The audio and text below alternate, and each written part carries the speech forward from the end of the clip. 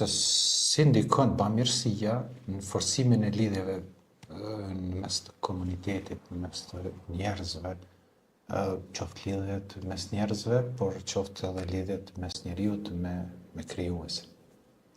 Padyshim se shembulli besimtarëve në dashuri, mëshirë dhe dëmshuri ndaj njëri tjetrit është si një trup.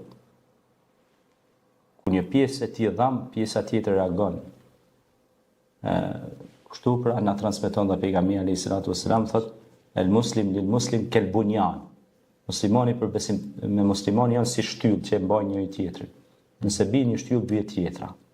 Çka do të thotë? Këtu ngritet faza e rëndësishme që është solidariteti.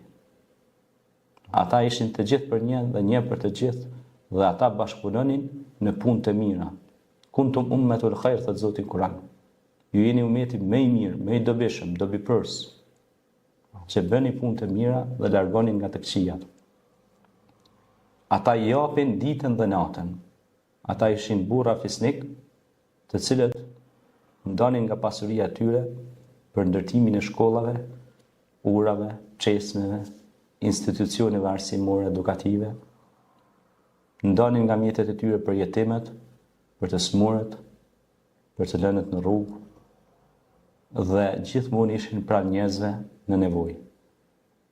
Nëse ne ndërtojmë shoqëri të tilla përmes qoftë edhe përmes shoqatave, OJQ-ve, fondacioneve të ndryshme që vëllezërit tanë besimtarë po i bëjnë, Zoti shpërbleft për gjitha aktivitetet, se nuk është e lehtë, sepse duhet një staf i tërë të angazhohet që ta çojë pra përpara ndërtimin e kauzës së mirë, ndërtimin e shtëpiave për njerëzit nevojë, ushqimin e njerëzve nevojë, përkrahjen e të smurve e kështu me radhë. Kështu ishte Muhamedi alayhis salatu wassalam, që të gjithë të boheshin bashkë dhe ndihmonin njëri tjetrin.